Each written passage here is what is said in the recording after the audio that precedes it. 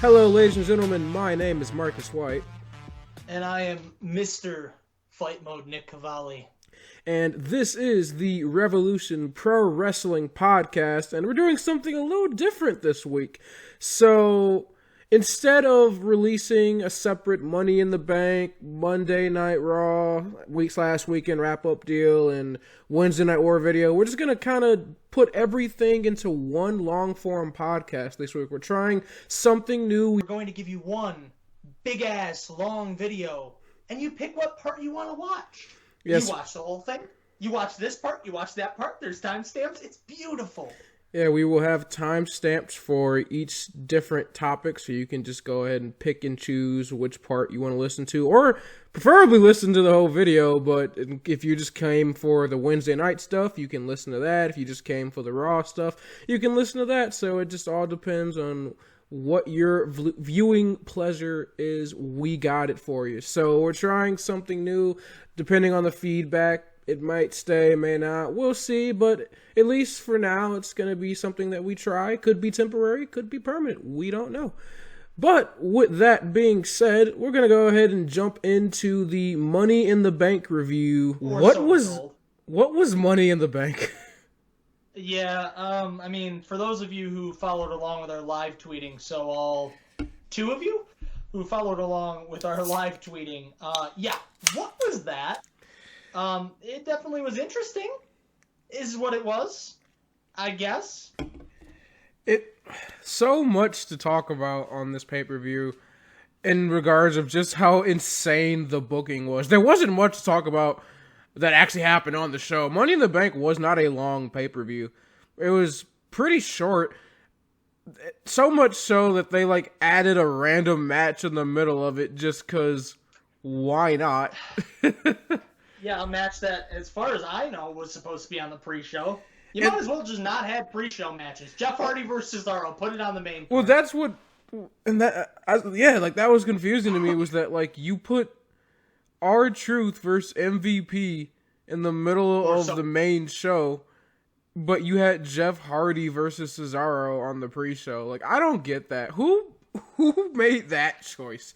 First match of the card was New Day versus Lucha House Party versus Miz and Morrison versus the Forgotten Sons in a fatal four-way tag team match for the SmackDown Tag Team Championships. Now hear me out. Hear me out here. This is where I got my only Twitter interaction of the night. And it was to my tweet, Lucha, Lucha, Lucha, Lucha. So, in case you're wondering, the fan favorite is the Lucha House Party. How dare you not push the Lucha House Party? No. Justice for Lucha House Party. No. Hashtag Justice for Lucha House Party. Nobody likes the Lucha House Party. But I also, and I said this, me and you talked about this, I like the New Day. I do. They're entertaining. They're cool. But my God, I'm so sick of seeing them win the tag titles over and over and over again. And it was such a, fresh breath of air to see Miz and Morrison when they won the tag titles about a month ago. And this was probably one of the best matches of the night, in my opinion. The action was really good. All four teams looked solid. Forgotten Sons looked pretty good. Lucha House Party definitely impressed me the most. They were, their high-style flying action is always fun to watch. And I was pulling for a Miz and Morrison victory. I really wanted to see them come back and regain the titles, get the belts off the New Day, who are already 8-time tag team champions, which is just ridiculous. Oh, everybody at home! Don't you dare be sour! And the most ridiculous thing that happened in this match is kind of near the end. Jackson Ryger, who's the third member of the Forgotten Sons, gets tossed out by the referee, which Michael Cole the entire time had been acknowledging the fact that this is a fatal four-way tag team match, which means there's no disqualifications. Well, you had been seeing him get involved in the match, and the referee throws him out, and Michael Cole looks and goes, well, yeah, you can't do that. This is no DQ. And Corey Graves is like, yeah, I don't really know what the referee's doing. So But yeah, Jackson Ryker starts to get thrown out. Big E ends up hitting the big ending for the win. So the result that everybody saw coming, the New Day retain the SmackDown Tag Team Championships. Justice for my boys, the Lucha House Party. There was a tweet afterwards that said, "Is the party over? I want to cry. Please no. Never break them up. Add more members. Make it the new NWO. Please." Stop.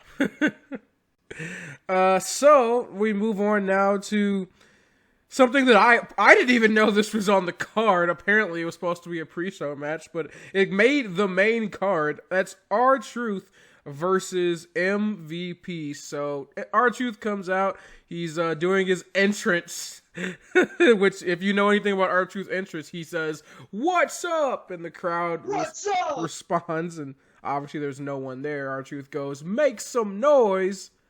Crickets. So MVP comes out. A great entrance. MVP comes out and for some reason decides to grab a microphone and announces that it's not going to be, or he didn't even announce it. Bob just comes out. Now it's Bobby Lashley versus R-Truth on the main card of Money in the Bank. What is this pay-per-view? 5 or 6 years ago, maybe I believe that makes a pay-per-view. Maybe. No. It is 2020, ladies and gentlemen. Ron Killings is in his mid-40s.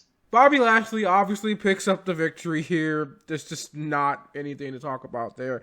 So we move on to another match where there's nothing to talk about, and that is Bayley versus Tamina for the SmackDown Women's Championship. And I said this, does anyone care and does anyone think that Bayley is not winning this match? And somebody actually said yes, to which I responded, well then, sir, this match is for you. Because I honestly, how Tamina's not winning this match. No one thinks Tamina's winning this match. No one cares. I don't have anything to talk about with this match except Bayley wins with a crucifix pin. Like, you saw Sasha get involved a little bit. Cool, whatever. Like, can we just get to the Sasha Bayley feud, please? This match was horrible. Yes. And that being said, it was one of the best Tamina matches I've ever seen in my life.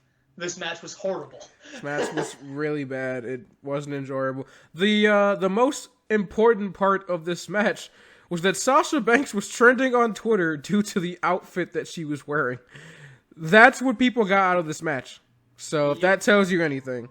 So let's just go ahead and move on. Also, apparently Bayley looks older than she is. I watched this with my mom because, Mother's Day in the bank.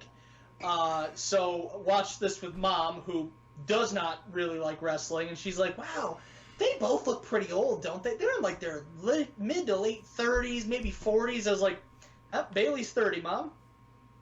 It's the haircut. Yeah, I told her it's probably the short, the Karen cut. It's the Karen cut, yeah. So Braun Strowman vs. Bray Wyatt was the only shining bright light on this pay-per-view. It was everything that it needed to be. Everything that it needed to be. Yeah, and I'm going to agree with you there. It was a really good match, and it was probably one of the best matches of the night, but I think the match that follows it is actually going to be my pick for match of the night. But let's go ahead and break down this Braun and Bray matchup.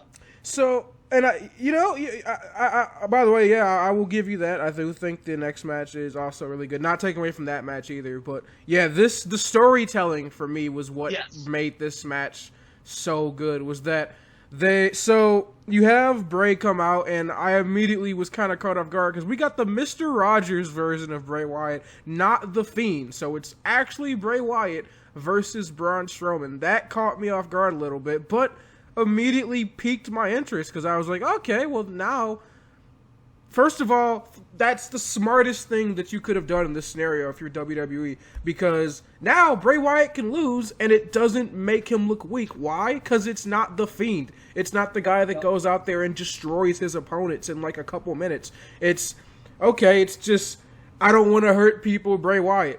I'm okay with that. Like that, you've removed any tension from this match in regards to, oh God, who's gonna win. Like, no, that was a very smart move, and I applaud you there. Good job, WWE. So now that that's been taken care of, it's just down to a good old-fashioned fun match. And the story these two told was fantastic. Bray Wyatt not wanting to hurt his former sheep. Braun Strowman not giving a damn about that, just trying to inflict punishment on Bray Wyatt. And you saw like the puppets kind of pop up throughout the match, trying to encourage Bray Wyatt to continue to fight.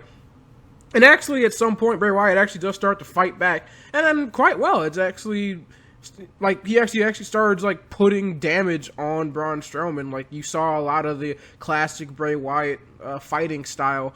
One of the biggest things I saw was he actually launched Strowman over the table, the announce table, and then actually hits a draping DDT on Braun Strowman. That was a pretty big move.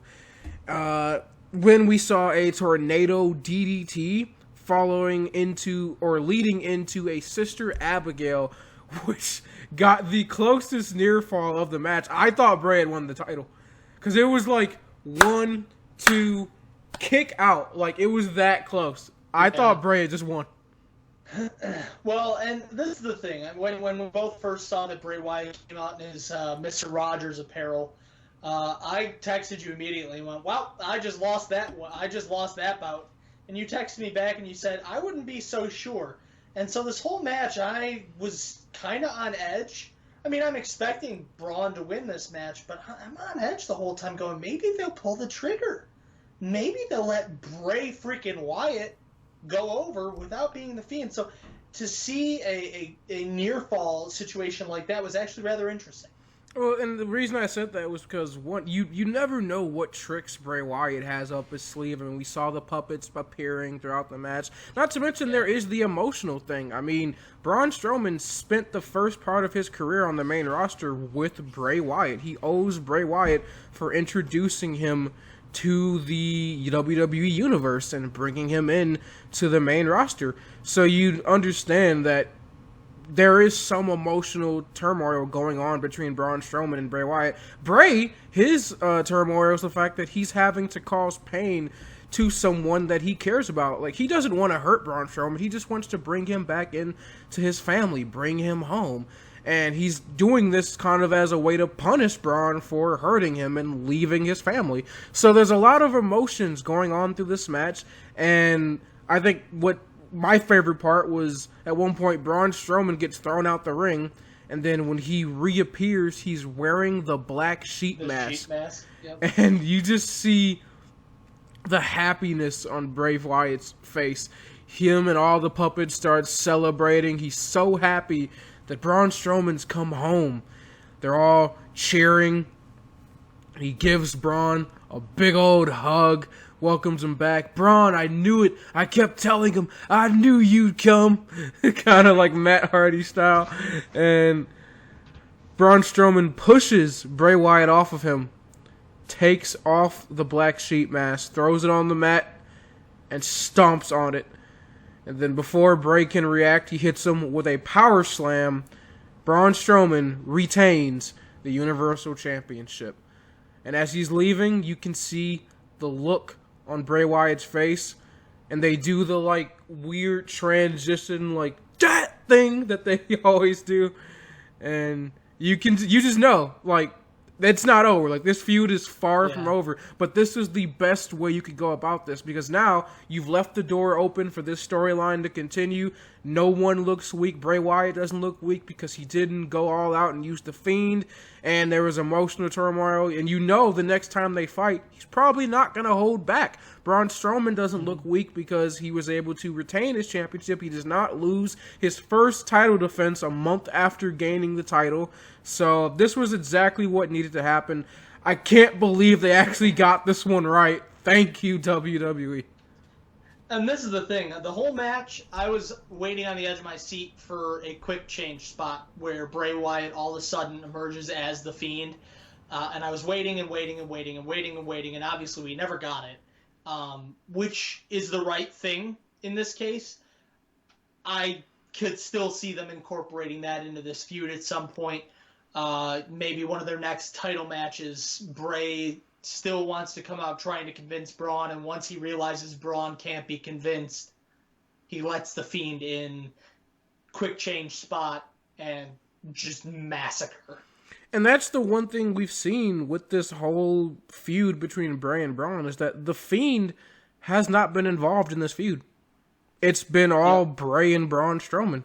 And I think that's the big difference between this feud and everyone else. Every other feud, you've seen multiple attacks from the Fiend on SmackDown. The Fiend normally is the one that's fighting the match.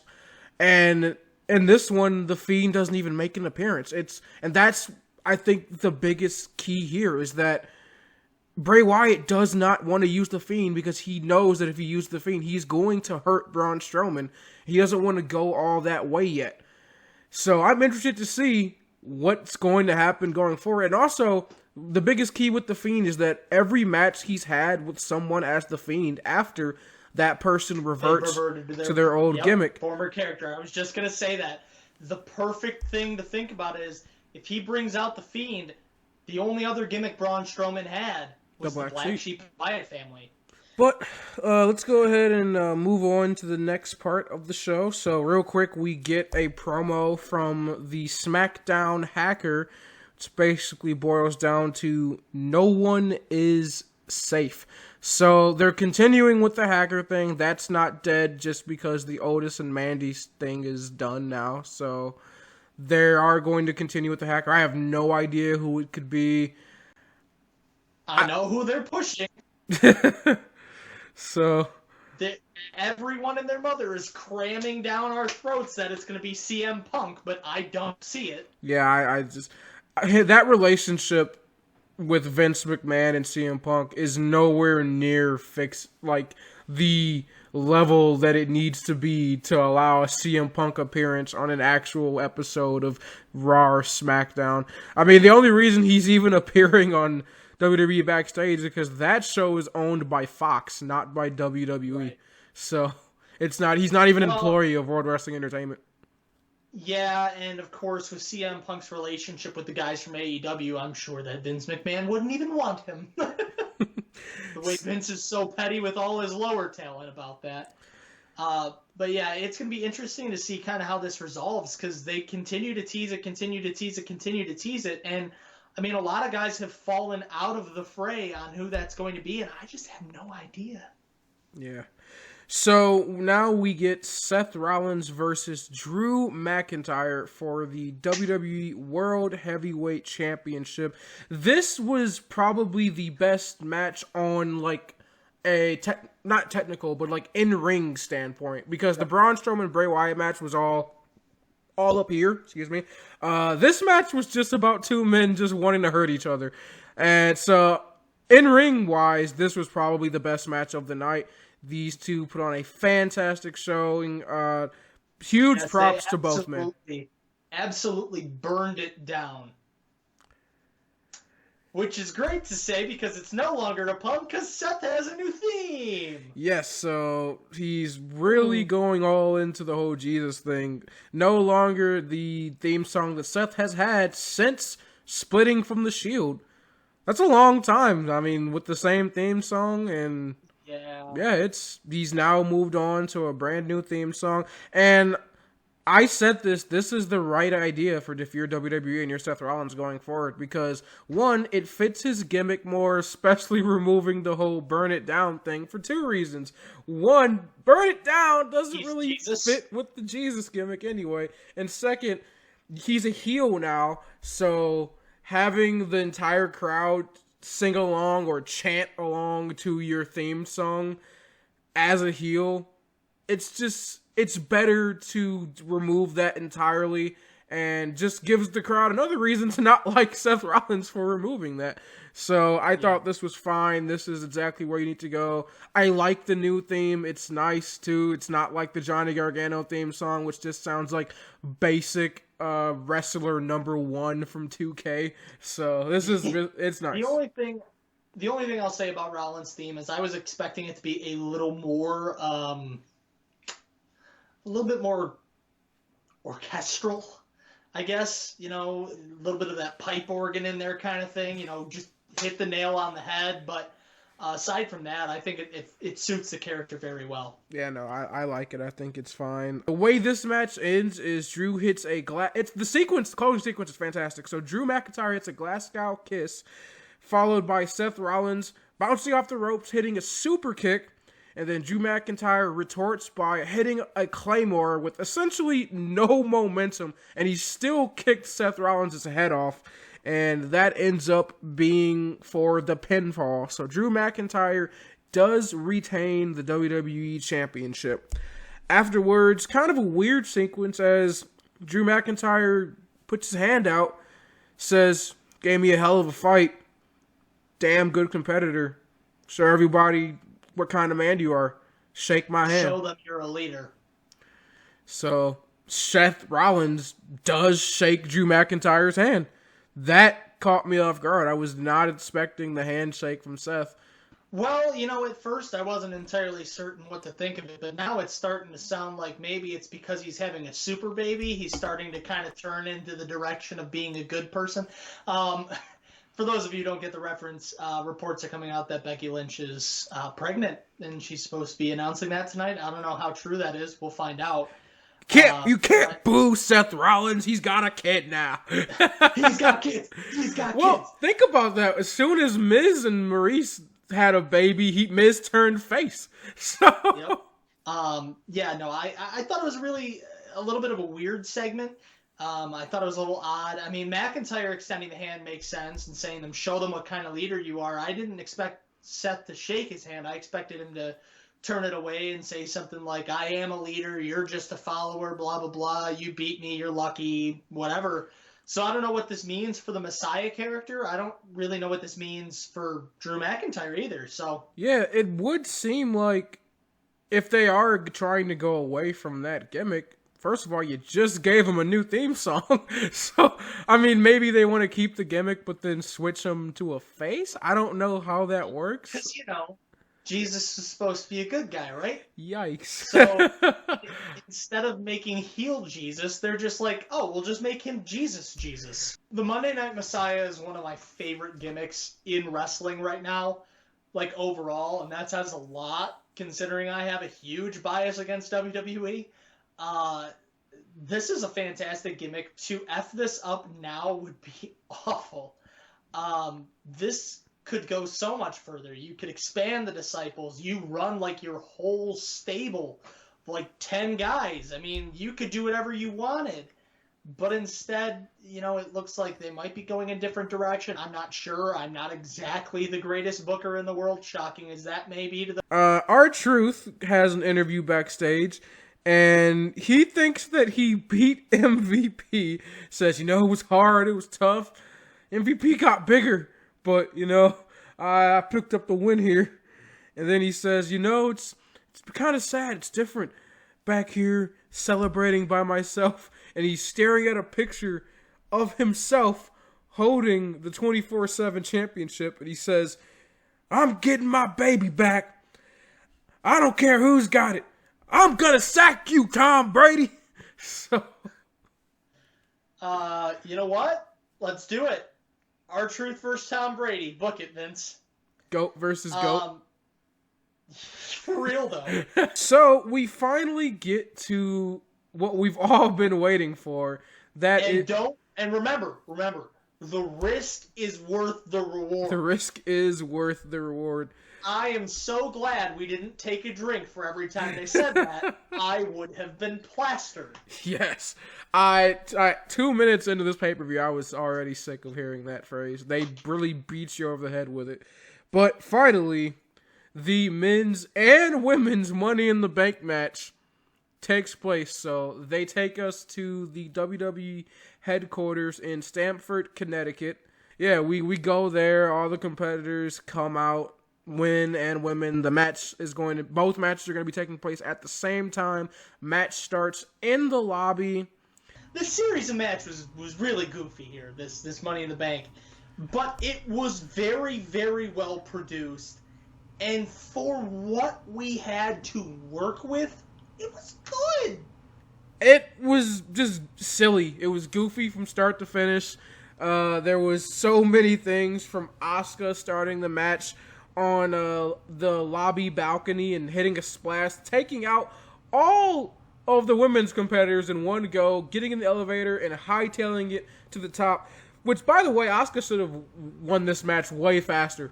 Like, this should have been done within the first, 5 minutes of the match. I guess the elevator doesn't go all the way to the top, but there's no way you're going to tell me that Asuka took out everybody, got in the elevator, and somehow the elevator gets to the top floor at the same time that all the other women who were fighting up the staircase. There's no way. Asuka should have already won this match. Yeah. That was the most ludicrous part about it. Got our first appearance, and that was from Bruce Pritchard, a.k.a. Brother Love. So he appears in the bathroom, looks at Ray, and goes, "I love you." I love you. So I thought that was fantastic. That was hilarious. We then saw Daniel Bryan delivering yes kicks onto Corbin, and you have Otis in the corner going, "Yes! Yes!" with every kick. Daniel then turns the kicks on Otis, who then starts saying, "No! No!" every time he gets hit. So that was hilarious. And then as they all feed into the elevators, you see Doink the Clown pop up from behind a chair.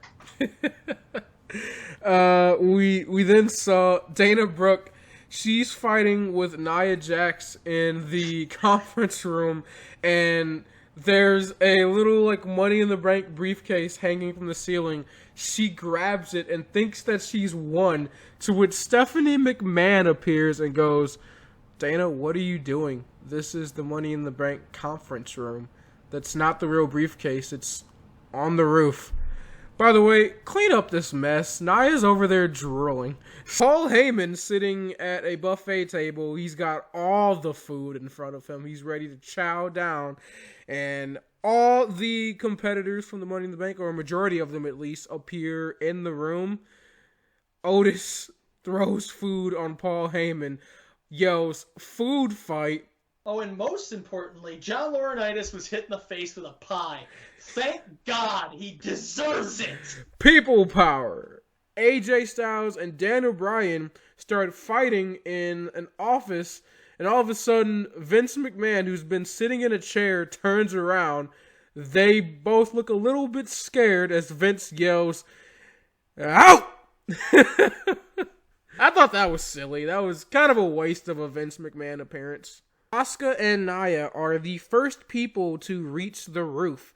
Asuka wins the women's Money in the Bank, and so many questions. WWE has religiously shown a refusal to push Asuka past a couple weeks to a month. They do this, we've talked about this, they do this start and stop thing where they kind of half push Asuka, and then she loses the big matches. I don't understand. What is she going to do by winning Money in the Bank? Is she could lose. She could end up winning, which cool. But then how's her title reign going to be? Is it going to be long? Is she going to end up losing after a couple of defenses? I don't know what their plans are for Asuka, and I'm worried because they have never shown full faith in Asuka on the main roster. So yeah, what I had insinuated last night when we were talking about this matchup was that Asuka was likely going to challenge for the NXT championship, women's championship, which would be great. It'd be a good way to get her back on the brand. She could probably have a good long run with the belt. I woke up this morning to the news that Becky Lynch had a major announcement to make that involved the championship, and there's all kinds of speculation that by the time of us finishing taping, this is no longer speculation. Yeah, so as the men finally get to the roof, we witness our first murder. Yes, Rey Mysterio, in loving memory, may you rest in peace, as he was thrown off the side of the building. And of course, yes, we know it was not the actual edge of the building, but he was thrown off the side of the building by one King Baron Corbin. Yeah, I saw people all over Twitter saying, "Guys, it's not real. He's not dead." Yes, we all know. They showed us the camera angles. We saw where the actual edge of the building was. We saw the landing pad. We're not stupid. Frankly, you think the feed would have probably cut out at the point that someone got actually tossed off a building, right? Exactly. Come on. This is 2020. we all know what the deal is with professional wrestling, but you don't need to spoil the fun. You don't need to ruin it, and especially for the kids out there, that are watching wrestling, you don't gotta go and ruin their day. I mean, so I don't like people that gotta be buzzkills like that. Just let people enjoy the wrestling. You wouldn't do that with any other TV show. You're not gonna say, "Look, I can see the cables," or "It's CGI," or like, no, just enjoy what you're watching. I don't know why people are so hell-bent on telling people that wrestling isn't real. We know. We understand. You don't want to ruin the kid's day by telling them that Rey Mysterio did not actually get murdered. You want to think about that for a minute. But yeah, no, I understand what you're saying. I mean, there's tons of TV shows that we watch all the time, and everything is cables, and it's nets, and it's CGI, and I mean, most of these people don't even do their own stunts. Exactly. To be honest, I mean, I know a handful of actors I watch a lot of like superhero TV shows. I know only a handful of them do their own stunts, and it's because they've taken the time to actually learn to do that stuff safely.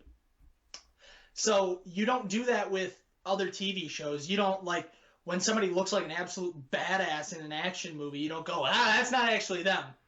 That's their stunt double. Or maybe you do, and you're just that asshole that takes all the fun out of everything. If you're just a jerk, then GTFO, I don't want you being any part of my podcast, quite frankly. Kayfabe-wise, I guess Rey Mysterio's dead. Corbin tossed him, yeeted him off the side of Titan Tower. I yeet thee off of the building.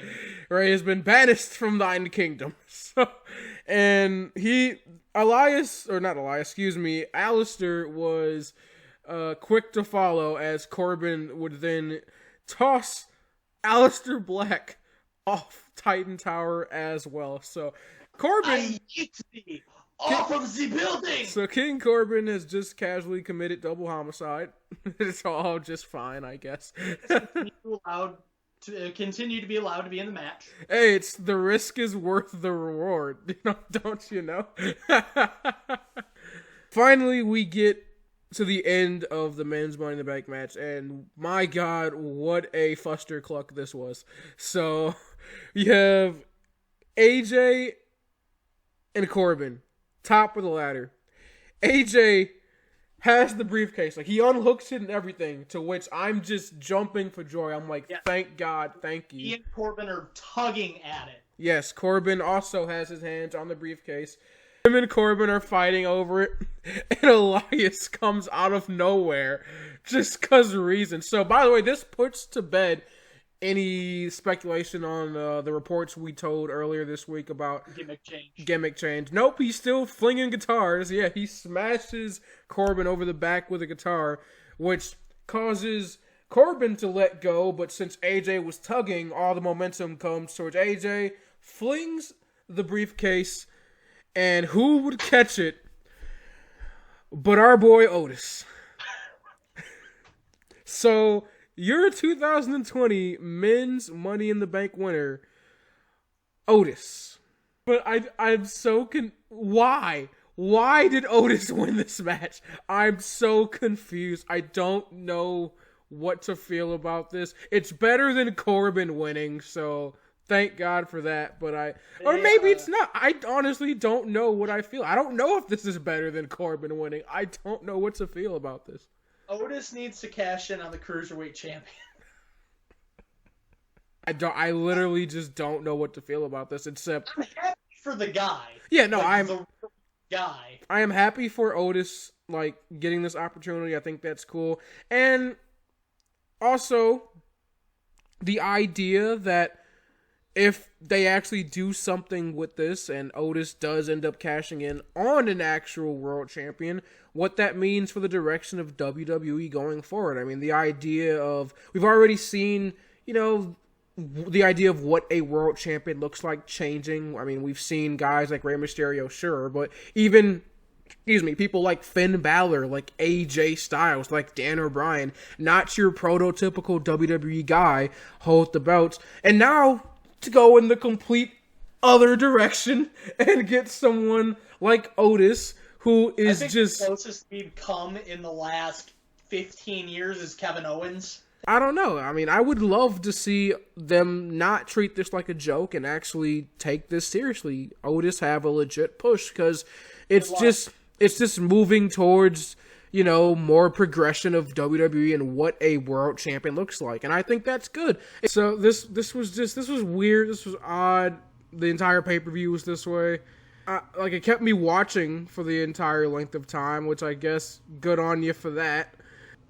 It was a pay-per-view. Yeah. It was better than what I expected, so that's good news. Props to them for trying, at least. The only reason I think it's going to be memorable years from now is literally because of the structure of the match. I mean, this will probably be the only time it ever happens this way.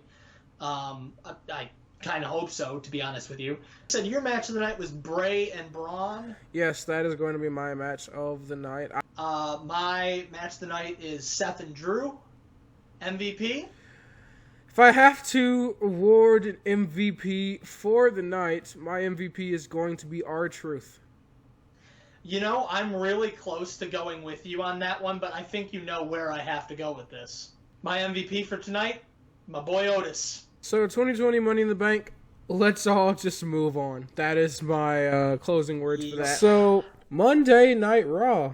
I don't know if my words are starting to ring true or anything. People are listening to us and actually, you know, taking in our feedback accordingly, but this Raw wasn't that bad. They actually, you know, tried on this episode of Raw, it seemed like, even though some of the things they did are goofy as all hell, but I mean, I guess that's par of the course, right? I mean, Raw has been getting crazier and crazier every week, so I guess you should expect that, though, right?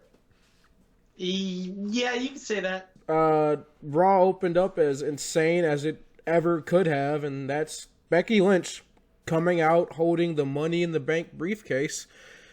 She announced, as there were rumors swirling before Monday Night Raw, she would go ahead and confirm those rumors, and that's that last night's Money in the Bank match, for the women at least, was not for Money in the Bank, but it was instead for the Women's Championship, the Raw Women's Championship.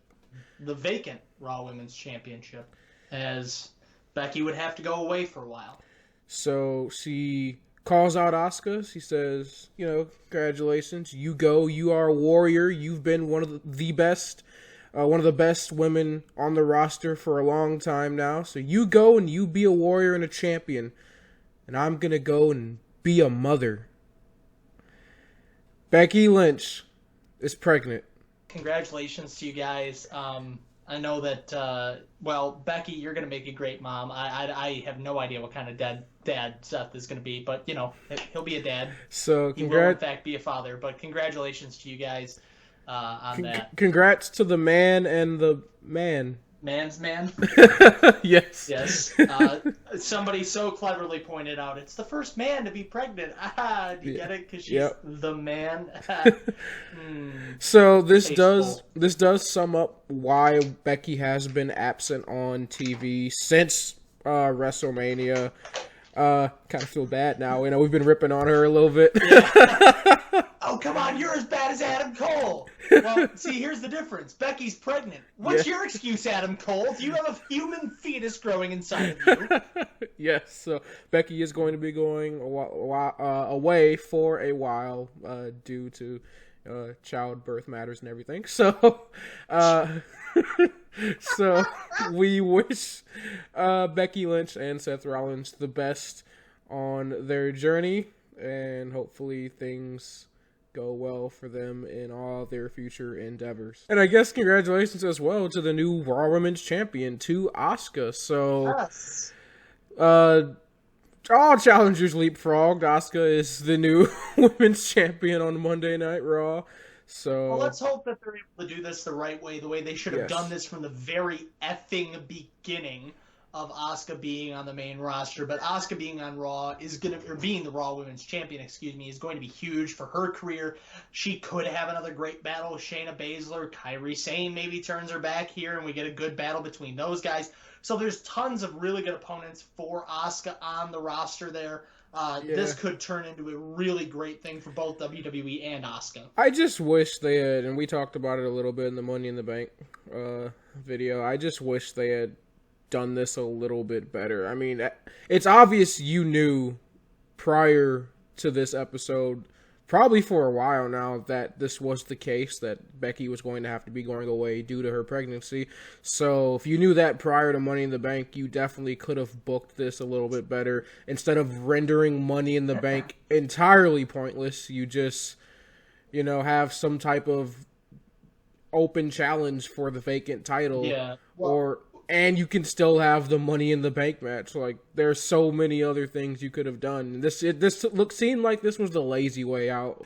So after this, Becky goes backstage. She was going to be interviewed, but instead she gets all of her comrades, most of the faces from the locker room. They come out and they congratulate her because she's going to be a mother. So that was heartwarming. It was sweet. I am mixed on happens next here, and that's Bobby Lashley versus Humberto Carrillo. So I'm not mixed on the match. The match I thought was really good. I enjoyed it. Both men, when allowed, are fantastic athletes. Humberto Carrillo has been a shining star, if you will, on Monday Night Raw. And Bobby Lashley, they've been trying to build him up, and I guess they finally decided that jobbers and R-Truth aren't enough. So they put him in a match with the biggest star of Latino Hour. Yes, Humberto Carrillo.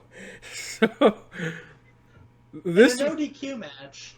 Yeah, this was but I enjoyed it. I thought this was nice. Carrillo didn't look weak. Obviously, he's in a match with a much larger opponent. Bobby Lashley looked great. And I liked the ending. Adding to Bobby Lashley's arsenal, he ended up beating Humberto Carrillo with a full Nelson. So he not only can he take you out with a spear and the new version of the Dominator, but now he can tap you out as well. So just adding to the Bob lore, if you will. Full Nelson applied to Humberto for the win. Bob goes on to continue his nice little streak of dominance. So good on Bob, good on WWE for now pushing Lashley 2 years after they should have already been doing so. We then move on to Angel Garza versus Raw's resident jobber, Akira Tozawa. Yes, the undefeated 2-0 in the NXT Cruiserweight title tournament, who is now 0-4. 0-4 on Monday Night Raw 4 weeks in a row. Fantastic job, guys. Fantastic. And not only did he lose, he lost to someone who also doesn't matter, and that's Angel Garza. As you've shown us in the last couple weeks, this entire stable is irrelevant. So you're having a relevant person beat other irrelevant person. I just don't care. The difference is one of these two irrelevant people is relevant on another brand of your own programming. So, I don't know, I figure you would want to maybe preserve that? Nope. No. Now, we're gonna have Akira Tozawa lose over and over and over and over again on Monday Night Raw. So I don't care. Like, well, it's whatever. Like, I don't care. So justice for Akira. Yes. After which, Zelina Vega's group have a little bit of an argument. Drew McIntyre comes out, delivers a kick to both Theory and Garza, and Andrade and him have a little face-off, and this leads to an impromptu match between Drew McIntyre and Andrade. Now this, something I actually care about. Fantastic match between both men. Both men are champions. Obviously, Andrade is the United States champion. Drew McIntyre is the WWE World Heavyweight Champion. This is the second time now we've seen this match in the last couple weeks, and it's still really good. It's still a fantastic match. Both men know how to take things up to the next level. I really enjoyed this. What did you think? Seriously, I did like the match. I thought it was a fantastic matchup. Drew McIntyre and Andrade are two guys who can really go at a high level, at a high pace.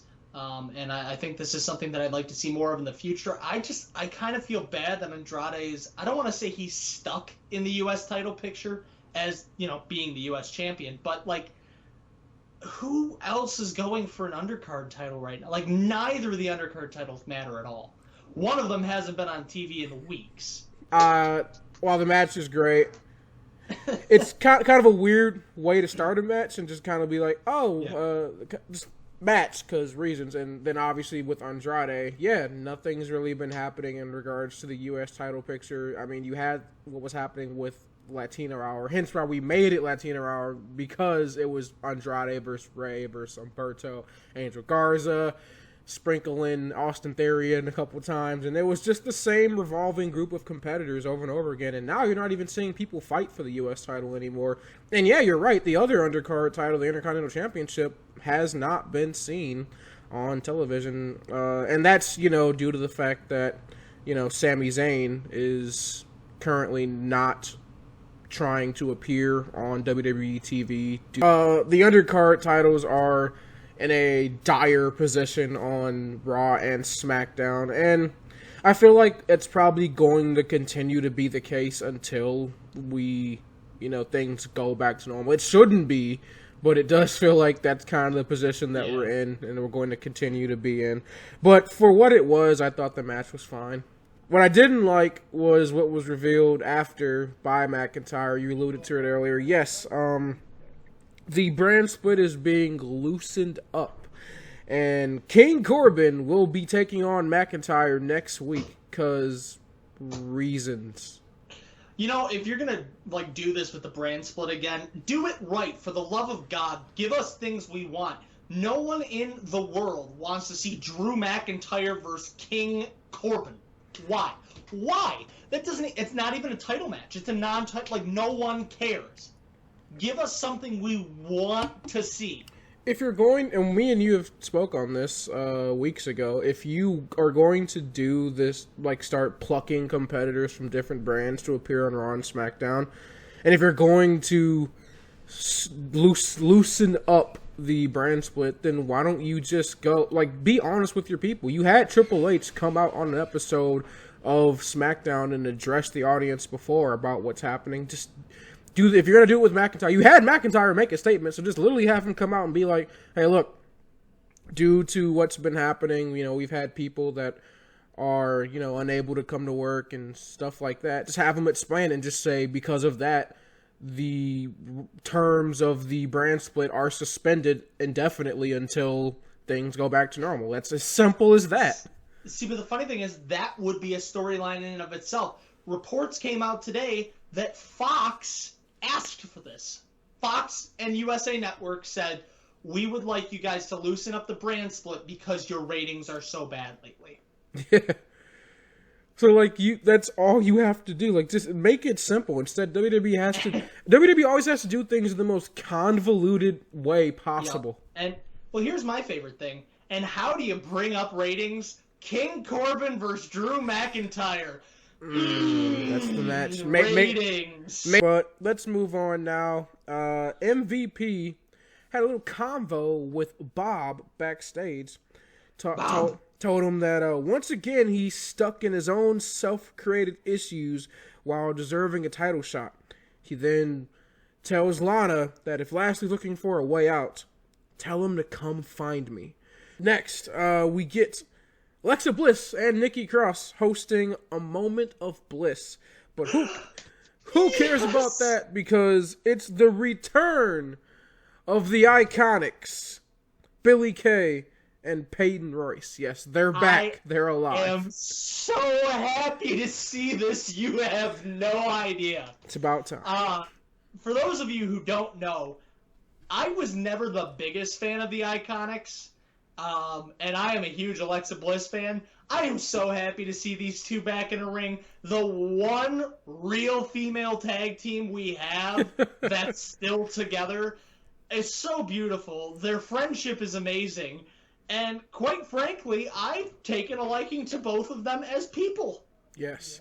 They have a match with Bliss and Cross, and they pick up the victory.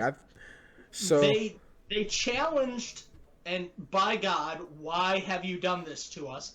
Bliss Cross Applesauce to a title match, to which they say no. And they're like, well then, what if you fight us not for the title? They're like, yeah, that's cool. I think Bliss Cross Applesauce is almost as bad as how much fish could Bobby Fish fry if Bobby Fish could fry fish. R-Truth, Ricochet, and Cedric Alexander versus MVP, Shane Thorne, and Brendan Vink. So the only thing that matters about this was that two things. One, Truth was going into like his Pretty Ricky alter ego, that was pretty funny. And then the second thing was after the match, Bobby Lashley came out to help MVP take out R-Truth. So now it looks like it's official. MVP and Bob are coming together as a stable. So I'm very interested to see what they're going to do with that going forward. Rey Mysterio and Aleister Black had a match with Seth Rollins and Buddy Murphy. And I guess Rollins is taking the pregnancy well. Yeah. It looks like Seth all of a sudden is going through a midlife crisis. Yeah, poor guy. His hair's all like messy. He's got like this blank expression on his face. Like, he looked a mess, dude.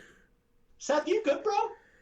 Yeah. Did Becky not tell you? Did you just learn on live TV that your girlfriend is pregnant? Or yes, so Rollins did nothing the entire match. Even when his tag partner Murphy, wanted his assistance, Rollins just stood in the corner. He didn't move. He didn't go for tags. Nothing. He just sat there with a blank expression the entire time. And when he did finally decide to do something, it got him disqualified. Rollins just snaps. He goes absolutely berserk on poor Rey Mysterio, who defied death only to get brutally murdered the very next night. So Rollins beats the absolute crap out of him. He then takes Mysterio and he drives his eye into the corner of one of the steel steps, so much so that it draws blood. My goodness. that was hard to watch. They didn't shy away from it either. Like, they got right up and close and personal on that shot. Yeah, I'm good, thanks. Yeah, no, I didn't appreciate that. But now I'm interested. We talked about on the Money in the Bank review where Seth Rollins as a character was going to be heading, what direction they were going to take him after the handshake with Drew McIntyre, and especially now with the reveal that speculation was correct, Becky Lynch is pregnant, what they were going to do, if they were going to try to turn him face, and clearly that's just not the case at all. So no. He's insane, I guess, is the direction he's going. So, well, after the fact, Rollins and Murphy, they go to try to see Rey Mysterio, who's being tended to backstage by WWE medical staff, and Aleister Black, the other resurrected member from Money in the Bank, comes back there. He's there with Rey Mysterio, and Rollins just looks at him and he says, "I don't know what happened out there."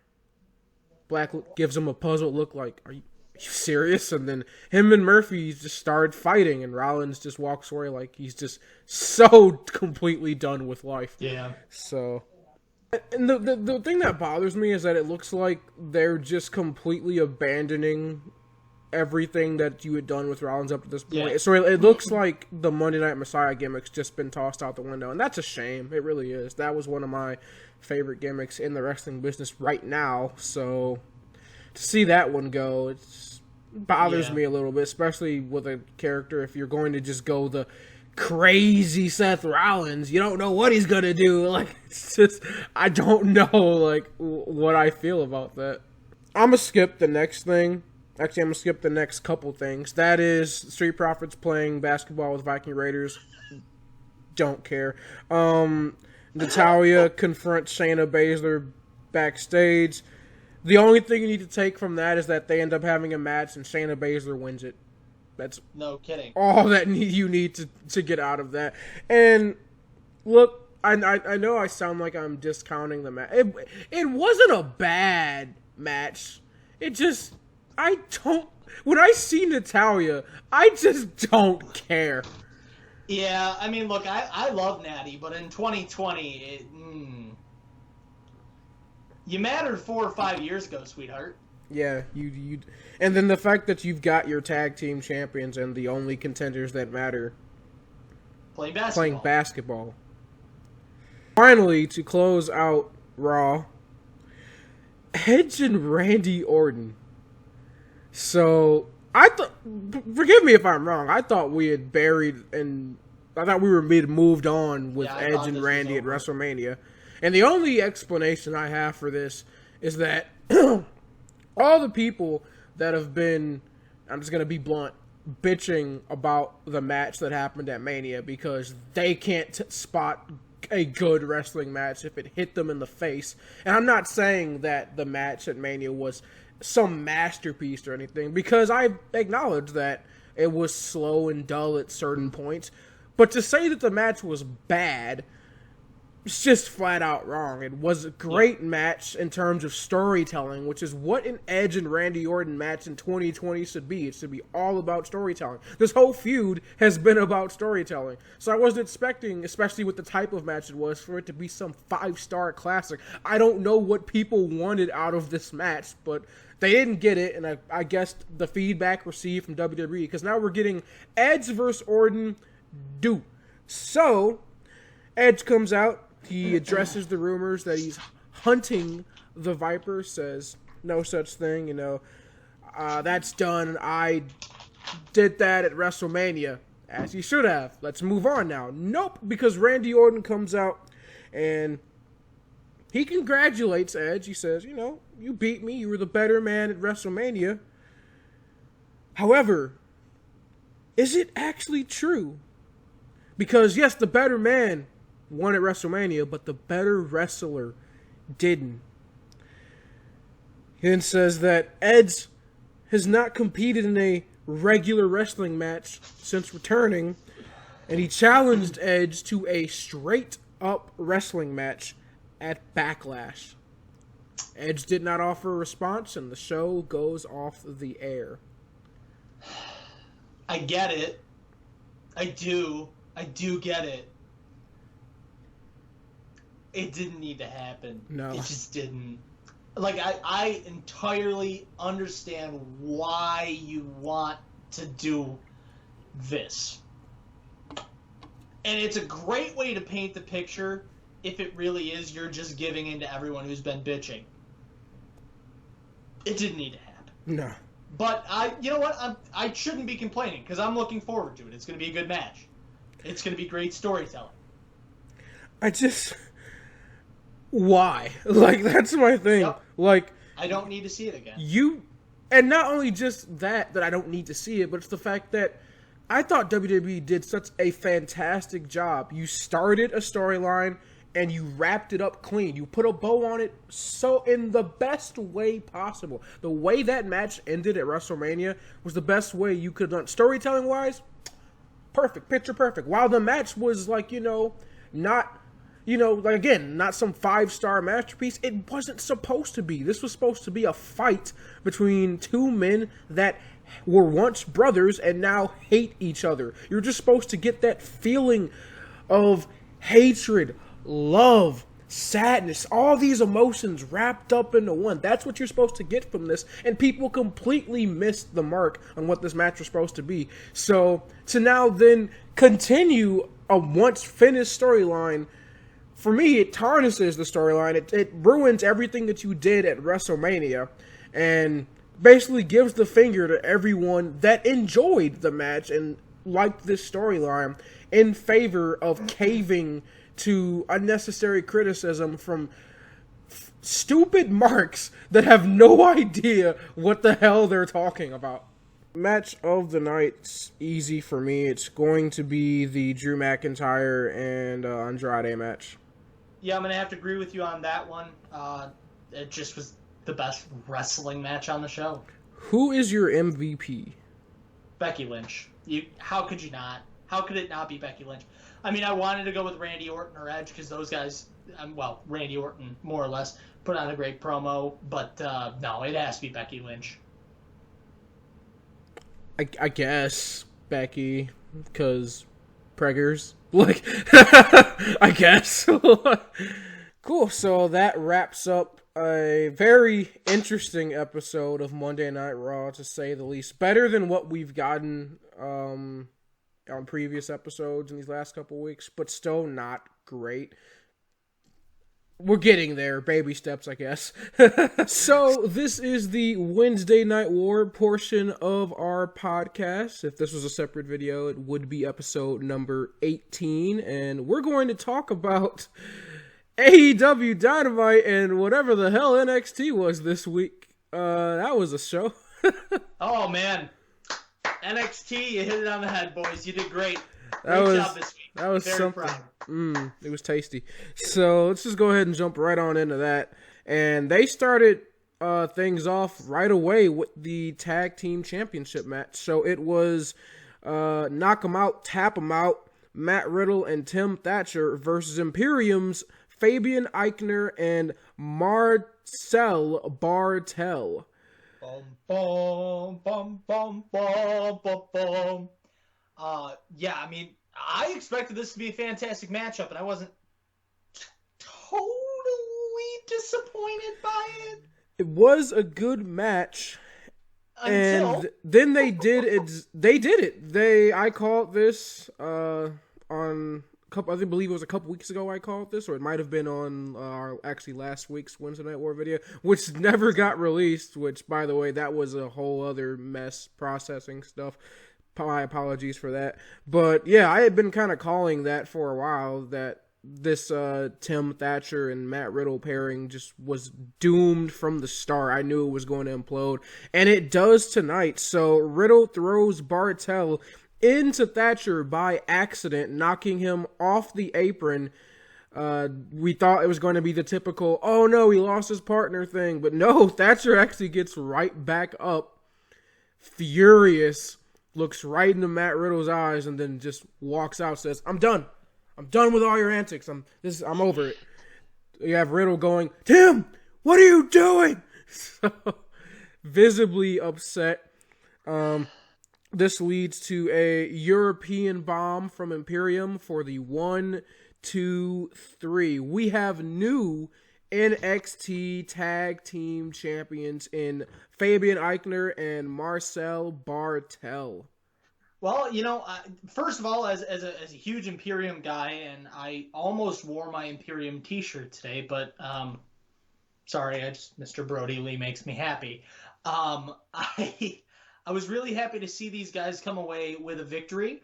I don't love the storytelling here. I mean, I get that you needed to find a way to get the belt off of Matt Riddle because Matt Riddle and Timothy Thatcher are not the tag champs. I understand the need to get the belts off of them. I don't know if that was exactly the way to do it. I was thinking they would do exactly what you said, which is, oh, you know, he lost his partner and now he gets taken advantage of, and then Thatcher loses his effing mind and leaves.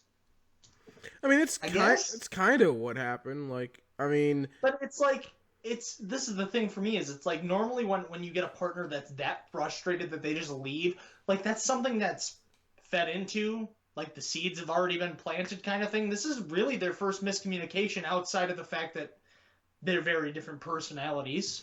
Yeah, this was they definitely didn't build to it as much as I would have liked. I mean, you could tell they didn't have the greatest chemistry outside of the ring and even sometimes in the ring, but they hadn't really oversold you on that fact until tonight. I mean, their first title defense, they looked almost like spotless in the ring. They looked like they had been wrestling together forever. And then tonight there was a lot of miscommunication, including in the entrance. Riddle actually hit Thatcher with his flip-flops when he kicks them off. So they really tried to force on you the fact that, no, these guys aren't perfect together. And then ultimately they combust all at once. So I do agree with you there. It kind of came out of nowhere. But I'm just happy that it happened. Finally, you got the belts on a legit tag team. Riddle can focus on his rivalry with Thatcher. That'll hold him over until Pete Dunne comes back. And it looks like, all in all, the tag division is back in a good place. It's no longer being, not that I didn't enjoy Riddle and Thatcher as a team, but not as your tag champs. You needed to get those belts off of them. After you get an interview with Timothy Thatcher, he calls Riddle a hot mess, says, I want to be a tag champion, but not with that guy. That leads to Riddle coming out saying, what the hell was that? They come to blows, and we get the announcement later on that it's going to be Matt Riddle versus Timothy Thatcher later on tonight. Of course, Thatcher would then attack Riddle in that interview. It was actually Riddle that gives the announcement. He just got off the phone with one Sir William Regal, and Thatcher actually beats him across the head with a TV monitor. So that was the storyline going into the match later on that night, was would Riddle be okay to compete in his match against Thatcher? So next we get Tegan Knox, your girl, versus Indy Hartwell. Yay. Nothing of note really happened here. Indy didn't look bad, but it wasn't a squash. It's not to say that either of them looked particularly bad. They both showed athleticism. They both showed their upside in the ring. It was I don't care. Yeah, and it wasn't a squash match or anything. It was just, who is Indy Hartwell, So that's kind of the thing. But Tegan ends up picking up the victory with a Siniest Wizard, so she's starting to pick up momentum in the women's division on NXT. Next, we get a Rhea Ripley interview, essentially saying that, I know I haven't been on TV, and I've been upset with myself ever since WrestleMania, but seeing Charlotte walk around with my NXT championship just makes me sick. And props to Io Shirai, she did a great job in her match against Charlotte, but she didn't get the job done. If she wants some, she can come get some too. I thought this was it's interesting for a couple reasons. One, I like the fact that they address what happened at WrestleMania with Rhea and Charlotte. They address what happened last week with Io Shirai, so showing that personality of Rhea, she'll fight anybody. She doesn't care if she just wants the NXT championship back. I did think it was kind of weird the way they went about it and saying that Io didn't get the job done. She won via DQ. It wasn't that she didn't get the job done, it's that Charlotte disqualified herself. So that was kind of strange, but whatever. It's just planting the seeds, and hey, you know what? It doesn't really matter what happens because we all see that they're building for Tegan versus Charlotte. Tasty. If I'm being honest, as of right now, and this is kind of something I was going to get to later, but I guess we'll talk about it now. NXT severely lacks baby faces right now in the women's division and the men's division. You have Tegan, Rhea, I guess. Ish. She's like even that. Though she's a tweener. She's like that tweener. And then you have who in the men's division right now? You have Velveteen and who? Keith Lee's North American champion. Tweener. Yeah, Keith Lee's North American champion, so he doesn't really fit that mode because Dijakovic. Yeah, you don't have anybody right now, so NXT is in a weird spot right now, mainly because they just keep turning baby faces heel. So NXT is DC Comics. Yes. So everything must be dark and dastardly and filled with death.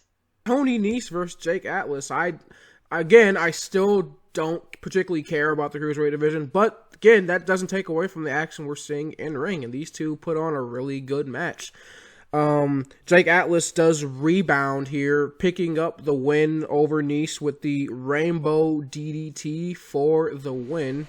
So we get something that was incredibly awkward and just poorly done, and that was this Undisputed Era version of the Bubbly Bunch, I Bubbly guess. Bunch, yep. I guess that's what this was. It was it was the Bubbly Bunch. It was like this video chat with Adam Cole, Kyle O'Reilly, Bobby Fish, and Roderick Strong. And this was just very bad. It was poorly implemented. They kept talking over each other. Like, it didn't look like it was planned really much at all. They were talking about God knows what. I have no idea. I didn't get anything from this. They've clearly been watching a lot of AEW these last couple weeks. Yeah, this that was very much the Bubbly. Like, as soon as I saw it pop on screen, I was like, "Are you kidding me?" Next, we get an interview from Isaiah Swerve Scott. I thought this was really well done. Another great interview from Swerve. Talks about how, hey, if it was me and I hadn't won a single match in this Cruiserweight tournament, dude, I'd just quit. Like, I'd just be done with wrestling. And the way I've been performing in this ring, my in-ring prowess has been fantastic. The way I move, the way I just capture the attention of everyone, like, that's what I do. And now, if you excuse me, I gotta go out and defend my house. Swerve's house, that is. So he goes on to have a match with Jack Gallagher later on tonight. Mm-hmm. Up next, we get... oh, yay. We get D-Generation X. They made the announcement that NXT TakeOver on June 7th is going to now be NXT TakeOver in your house. So they are bringing it back, Nick. Yeah, so we talked about this, and a lot of people had speculated that they were actually going to do this for WrestleMania in your house. But they do come back with NXT TakeOver in your house, first in your house pay-per-view in a decade and a half, 2 decades now. And of course, they relive the moment of the last in your house pay-per-view where Shawn Michaels got to win and you got to win. And oh, Triple H, you had a match that night too, didn't you? No, let's not. It doesn't matter. That's not important. Cue the Balor music. Oh, didn't you? Didn't you get hit over the head with a chair or something? Yeah, that was Road Dogg. That was saying that. They also acknowledged how bad the Triple H 25-year anniversary. Yes. Special. Shawn Michaels did that. Yeah, great. That whole segment was horrible, and they acknowledged that. So at least they can take one on the chin there. That was funny. But next we get Finn Balor versus Cameron Grimes. The match itself was alright. I liked it. But again, what happens at the end is the most important thing. Yeah, so I enjoyed the match. I thought it was cool. Cameron Grimes does pick up the victory, but not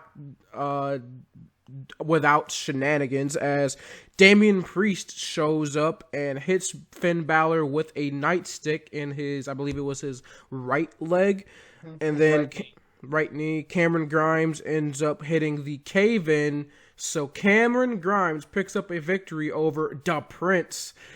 So just continuing the momentum for hashtag It's Grime Time. Yo, yo, yo, it's Grime Time. Priest, after the match, gets in the ring, hits Finn Balor with the Reckoning onto a steel chair, and then he takes said chair, puts it on top of the throat of Finn Balor, sits on top of it, and then he admits that he was the guy that attacked Finn Balor 3 weeks ago. He says, "I want my name to live forever. What better way than attacking the prince? I just didn't know I'd enjoy it so much, just like I did 3 weeks ago." So that... Sorry, I can't make my voice as deep as... It was close. Yeah, it was very close. I can't make my voice as deep as Damian Priest, but... The attacker was Damian Priest. I want my name to live forever. You know, that championship, it'll bring me more money, more booze, more fame, and more women. God, Damian Priest. What a guy. Never change. So, yeah, Damian Priest is the guy that attacked Finn Balor. The snake has been discovered in NXT. Yeah. So, Jack Gallagher versus Swerve.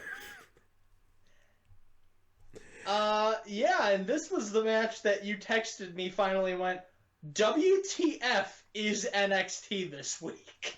Yeah, so Swerve got attacked pre-match by Tony Nese because he is one of the people that has not won a single match in the Cruiserweight Championship tournament. He's 0-4 now. And, of course, Jack Gallagher is 0-3 going into this match. So Tony Nese took offense to the comments from Swerve, comes out, attacks him, and then says, yeah, think I didn't hear what you said? Keep my name out your mouth. Get a little respect. Tony Nese, of course, a former Cruiserweight champion. So, obviously, considers Swerve under him, even though he hasn't won a match in this tournament yet. But who cares? This whole tournament's a joke anyway. So yeah. Swerve gets in the ring, says he's okay to continue, and he has his match with Jack Gallagher. Good match. Match ended up being really good, and then you got the finish, which was a roaring elbow for the Jack Gallagher victory. So now he spoils the tournament for Isaiah Swerve Scott. Neither man mathematically can move on in the tournament, so they are both out. Yeah, Why? Yeah. This was built for Swerve. Yep. Who at NXT went, yeah, let's make it Kushida, which, again, I love Kushida, but this was built for Swerve. Kushida or El Hijo del Fantasma. As you said, the tournament's built for Swerve. He's the guy out of everyone in the tournament. He has the most personality. People love him, and he's amazing in the ring. He's everything that you'd want as a Cruiserweight champion. Even if you don't have him win in the end, the fact that he's not even going to get to go on to the finals is just mind-blowing to me. But this is the thing. You know what? This sets it up perfectly because now whoever wins the interim championship, once it's all said and done, can go ahead and lose to Jordan Devlin because no one's going to care. Exactly. Well, that's a shame, though. I don't know. Because I like Kushida. I think Kushida is amazing. I love Kushida. But in the end, am I going to be pissed off if Kushida loses to Jordan Devlin? Nope. So, Kaden Carter versus Elias. Skip. So, Robert Stone was there. Yep. So, dinner with the Garganos. Skip. No. Back to that. Let's talk about that. I don't want to talk about that. That was full cringe. With the Garganos. Full cringe. So I'm going to talk like this over here, and I'm going to be a perfectly normal human being. And now that I'm looking at the camera and talking maybe a little bit in a different tone, I'm a freaking psychopath who wants to kill everybody and burn the world. But now I'm perfectly okay because I'm looking at this whole thing makes me want to cry. It's so bad. This is all wrong. And you know what? It would almost be okay if it was just Johnny Gargano. Candice LeRae is such a bad heel. Yeah, she's horrible. She's literally, giggling through her promos. It's terrible. Unless you're trying to make her the mentally unstable Pixie, not the poison Pixie, in which case, maybe, because, God, she looks like the Joker. No, I don't think it's good anyway. Even with Johnny, it's just bad. This is not what I imagine when I think of Johnny Gargano heel turn, and especially when you pair him with his wife, Candice LeRae. This is just bad all around. There's nothing redeemable about this at all. Candice LeRae is the bubbliest person in the freaking world. What are you doing? I love how the women's locker room just walks all over me like I'm Victoria. Unless she's literally supposed to be mentally unstable, on the verge of a mental breakdown, this makes no sense. It makes no sense. She literally cannot hold her smile back. Just stop it. Yeah, this is just bad. I don't know. I don't even really want to talk about it. It's so horrible, and it just, again, it bums me out because we just came out of the best feud in NXT history with Johnny Gargano and Tommaso Ciampa, and now this is what you got this guy doing now, cutting horrible promos. You can turn major faces heel. You can do it. Well, this isn't even this, but it's not even about that. This isn't the first time Johnny's been a heel, so they've done it before. This is just really poorly done. It's been awfully implemented since the beginning. I don't know what the end goal is here, but it's not good. Still on the dinner table, man. That's not sanitary. What's wrong with you? So let's go ahead and move on to the main event so we can be done with this pretty mediocre episode of NXT. Yes, the main event of NXT. Timothy Thatcher versus Matt Riddle. I don't have... Things is not like the other. I don't have an issue with the main event. I really don't. I thought, considering that they were going to build the feud now, I think it's fine. I thought the match was really good. This was not your regular professional wrestling match. This was very like MMA, mat wrestling based. Both men have backgrounds in that. Matt Riddle, obviously a former MMA competitor. He competed in Bellator. Yeah, but this, I mean, like I said, it's not so much the quality of the match. It's just like the placement on the card. And we'll get to that with AEW too, because I didn't really love the match placement in AEW. The match placement on NXT was so up. Aaliyah and Caden Carter was the second to last match. I agree with that. Yeah, that's kind of goofy. But I don't have an issue with Matt Riddle and Tim Thatcher being at the main event of NXT. I fully believe now these two can't stand each other. Matt Riddle looked fully serious coming down the ring. He was serious the whole time of the match. No nonsense. And the way the match ended was, again, very, mat wrestling based. No big finisher, no, huge spot, something that's visible to put him away. No, he just got him with a pin, like a basic pro wrestling, a basic wrestling pinfall. Yeah, it looked like he got him with the Last Supper there, to be honest with you. Yeah, and that's how he won the match. And you could tell Thatcher was visibly upset. He actually attacks Riddle after the match, locks in the armbar, and just would not let it go. NXT actually goes off the air with Thatcher still holding the armbar on Matt Riddle. So this is going to be a feud that's going to continue on down the line. Commentators made note, what does Pete Dunne think about all this? He's got to be upset. He's the one that picked Timothy Thatcher to be his replacement in the team with Matt Riddle. So now that's broken down and they've lost the NXT Tag Team Championships, you got to imagine that when Pete Dunne comes back, he's going to be furious. So there's so many factors playing into all of this. I'm excited for where this is going with them. I'm excited for where things are going now that you have Damian Priest versus Finn Balor. So you've got a couple good storylines going down the line. Women's division in terms of the title picture looks good. So I'm excited for the future, but again, we still have the issue of who's contending for the world championship. Like, the world title scene is still in a weird spot. We don't have really any other top baby faces to fight Adam Cole right now. So that's going to be the biggest thing going into NXT in your house. But you got a little bit. That's not till June 7th, so you've got a little over a month to build for that. So a little under a month, excuse me. So you've got time. Yeah, I think it's going to be important to see who winds up with that world title shot. We talked about it. Maybe Double D gets the push, or Velveteen gets a rematch, depending upon the outcome of his allegations. And, maybe we're just missing something entirely when it comes to baby faces. Maybe Dexter Lumis goes on a run for the next 3 weeks, and we get that. The Lord only knows. Yeah, when it comes to NXT, anything goes at this point. So, match of the night, my match of the night is going to be the Matt Riddle, Tim Thatcher match at the end. What would your match of the night be, sir? Mine's tough. I wanted to give it to Jake Atlas and Tony Nese, but I think I'm going to have to agree with you on the Thatcher and Riddle match. And something about mat-based wrestling with two guys who genuinely understand mixed martial arts is just so beautiful.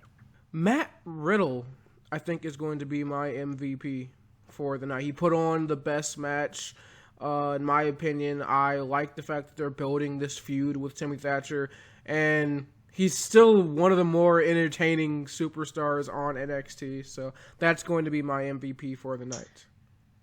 You know, I hadn't decided on my MVP until literally just this second, because there was a lot that went into it this week. I mean, I could have literally gone with freaking William Regal for letting Matt Riddle fight a second match. But no, I'm going to go this week with Damian Priest as my MVP, coming out, attacking Finn Balor, manning up, admitting to what he did, and just saying, it felt so good. And it felt good to do it 3 weeks ago. If you're going to quote Damian Priest, you have to do it right. It felt so good. And it felt even better 3 weeks ago. There you go. We got to get like one of those Darth Vader like thing, voice over thing. Yeah, the voice changer box. I have one somewhere. Every time you do a Damian Priest quote, just got to put that on. The James Earl Jones-ifier. Yep. So let's move on now to All Elite Wrestling Dynamite. Yes, please. And right out the back, we kick things off hot. Lance Archer coming out. Him and Jake the Snake Roberts. Lance does his regular thing of attacking a random guy each week. This time it was some random person from the back. He throws him up to the ring. And Jake Roberts gets in the ring and he says he's been asked to apologize for his actions last week. And he says he'll apologize as soon as she kisses my ass. Says this area is no man's land. You come in this area, the ring, the area outside of it, this is our home. You're entering our domain. You get what's coming to you. So Cody, and I'll quote the commentators here, he's got his Ford F-150. So making sure they got the brand right there. Cody rams his Ford F-150 into one of the barricades of Daly's place. I thought this was kind of weird. I mean, he's literally parked right outside of it, rams it, like knocks over like one gate, and then just gets out of the truck. So it was very forced, but whatever. It's goofy, but it's wrestling, whatever. So he gets out. He's got his fist taped already, so he's ready to fight. And him and Lance Archer go at it. Cody kicks him right in the buttocks and starts hitting him with closed fists. So that's why he's got the fist tape. So he's raining down shots left and right. Lance Archer, though, just absorbing everything that Cody gives him. You have Jake the Snake in the ring giving commentary over everything that's happening. I thought that was hilarious. Yeah. They end up taking the fight back into the ring, and Jake the Snake ends up pulling down Archer, telling him, not now, we'll get him later. So the fight ends up subsiding, and looks like things are going to really heat up for their match at Double or Nothing.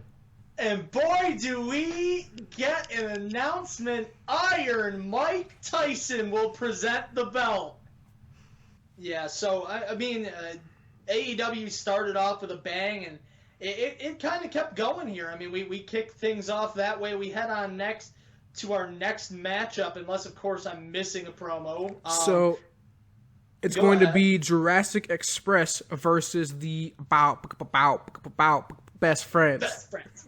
So this was great. Jurassic Express back in full strength. I missed seeing Luchasaurus and Jungle Boy. This was fantastic. I like Marco Stunt, but seeing all three of them together, man, that warms my heart.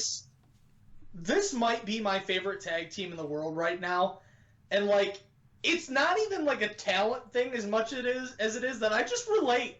I relate to them. They posted a video on Instagram of Jungle Boy sitting perched on the back of the golf cart, Luchasaurus texting in the back seat, and Marco Stunt flooring it, flying around a corner at Daly's place. And I just went, yep, that's me and the guys. Yep. It was, I love these guys, and Watching this match, first of all, the match was fantastic, and Yes. no sign of ring rust at all from Luchasaurus or Jungle Boy. They looked fantastic. I miss seeing that hot tag. That still, in my opinion, the best hot tag in the business right now, bar none. I think the first time I saw Jungle Boy in the ring, there was a little bit that I went, okay, maybe there was one move where he went for the ropes and then he kind of pulled away from the ropes because the guy behind him called something out. So I don't know if it was a late call out or maybe it's just a sequence that he hasn't run in months. But aside from that, I mean, literally every single one of these guys look like they have not lost a step. Yeah, so middle of the match, Orange Cassidy standing on the ramp, and he gets blindside kicked in the head by Rey Fenix. MJF ends up attacking Jungle Boy on the outside of the ring. Obviously, they have their match at Double or Nothing, and this leads to a pile driver for the win from Best Friends. So lots of moving pieces going on. You even have Wardlow after the match leveling Marco's stunt, just absolutely running him over. So a lot of things going on, but again, everything on AEW right now feels like it has purpose, like it's building towards something. Like you can see what's happening down the line with AEW, unlike NXT where you just don't know what's going on really. And literally everything has something to do with something. They mentioned why Rey Fenix attacked Orange Cassidy. They're both contestants in the casino ladder match. First of all, the fact that the OC got in. So the announced contestants as of right now are Kip Sabian, who was announced today, Scorpio Sky, Rey Fenix, Orange Cassidy, Darby Allin, and Boom Boom Colt Cabana. So, next we had the women's fatal four-way match, which was Penelope Ford versus Chris Statlander versus Britt Baker, and finally, the number one contender, Hikaru Shida. This match was alright, not the best. It was a good match. I liked it. I liked it a lot. I think it builds us towards Double or Nothing, and of course it does, because they announced later on in the night the way that this is going to break down. Shida picked up the victory with a vicious knee. Britt Baker, meanwhile, is holding the lockjaw on the outside of the ring on Statlander.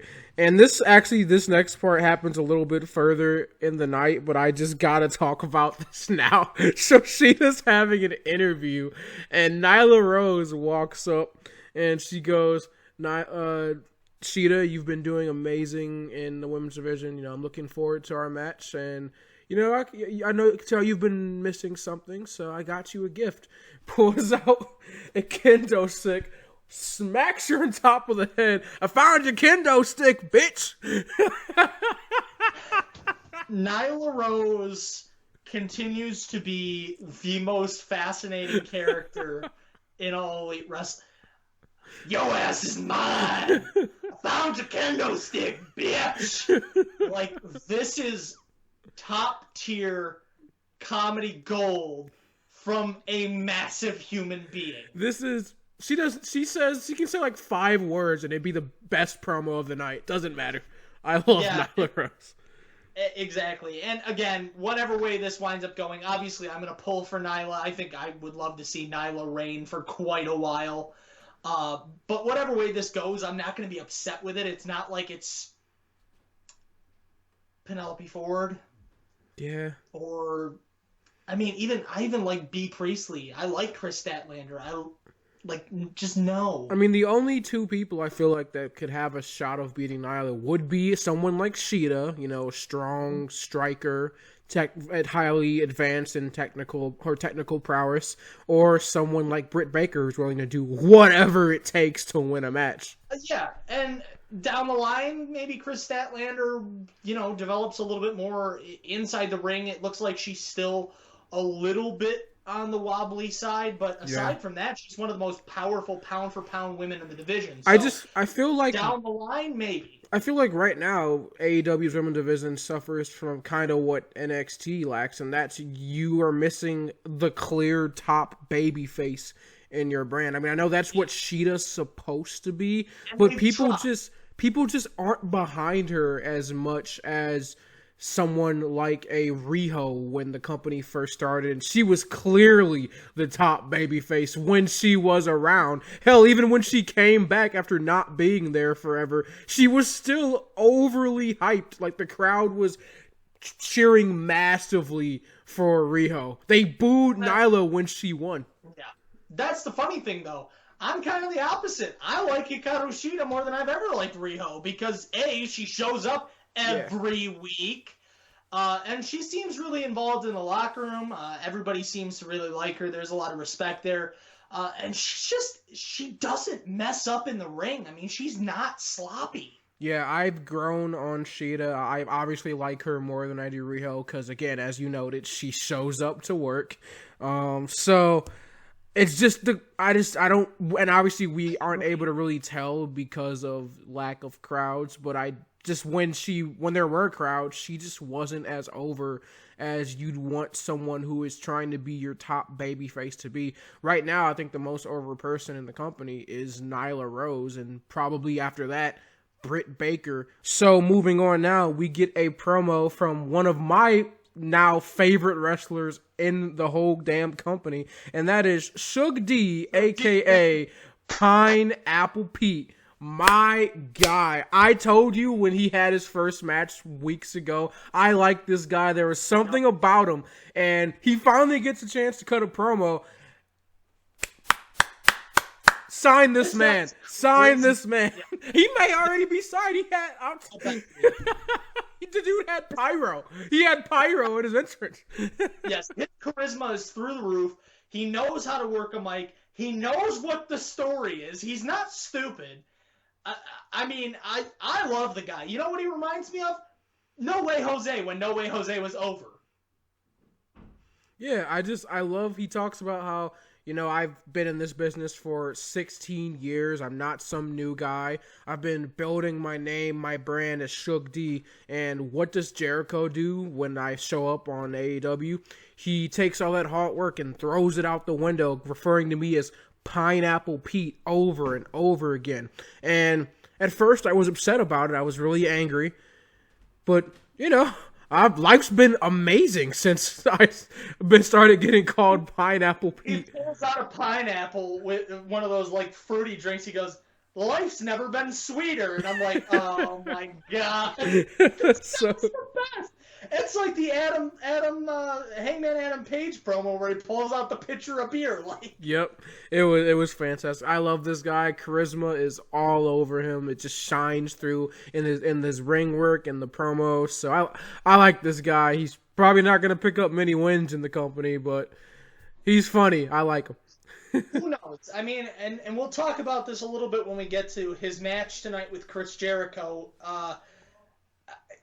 The commentators did a really good job of calling it the way that it needed to be called, so we'll get to it. Yes. But then we get to Matt Hardy and Kenny Omega versus Proud and Powerful.